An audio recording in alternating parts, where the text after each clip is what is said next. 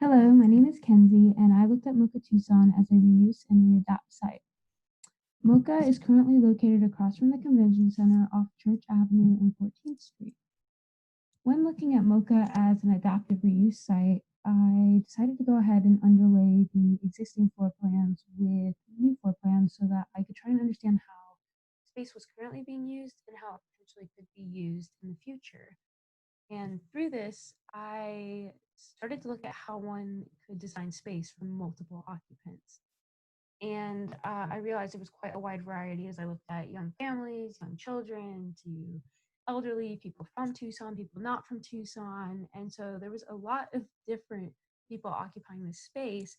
And so through that, I created a mind map and looked at all the different ways people would utilize MOCA Tucson. And through this, the word interact came about. And so I really realized I needed MOCA to encompass and address these interactions amongst people, the building, and the art itself.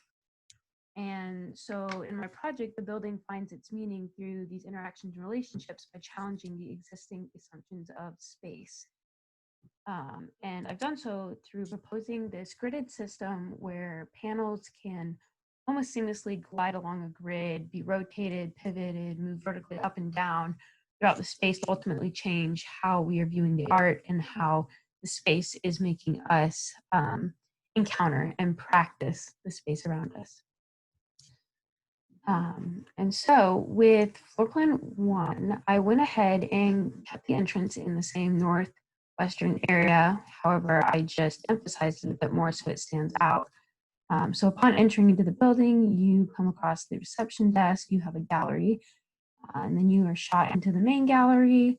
And then this, again, smaller, more intimate gallery with the pivoting panels. Here I've included a lot of storage, as Wesley had mentioned. They didn't have much before. So then from gallery 3, you are wrapped around and can head up to the stairs where you get onto second level. Here's the gallery again with the vertical panels that transition between level 1 and level 2. You can wrap around and enter the cafe either through inside the building or you can enter through the outside. And I really wanted to make this little space so that it could become a place that is separate of MOCA and could be open on its own hours. Because when you come in times like this with COVID and MOCA was shut down for a couple of weeks, in essence, this little cafe could still be running and have open air service.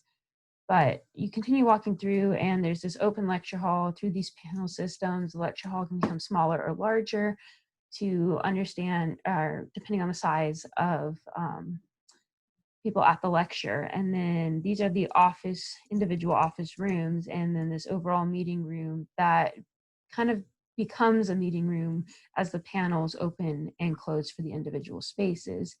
This is the kids' corner, and I included storage on moving panels up here. And so then going up into the third floor, originally this third floor was only for artists in residence and staff, but I opened it up to all occupants because I really wanted to showcase this beautiful mural that they have on the third floor. And so you can walk through and down the hall and into these open air outdoor areas on top of the roof and see the view of Tucson in that northern west area. This has become almost a little display case in itself where they can hold their books and then any left kind of no-name art piece that get left at MOCA. And then you have more studio space, the artist in residence kitchen, studio, live and workspace 1, 2, and 3.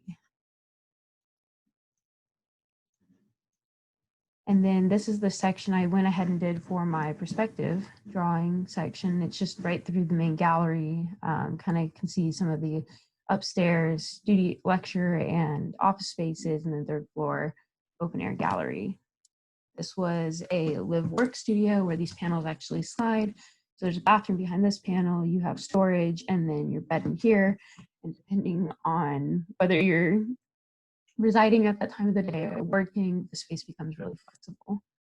And then here is the main gallery with the smaller gallery of pivoting panels, and you have the lecture hall and offices up top. And I took out this wall and created a glass threshold so that there was some transparency between the levels.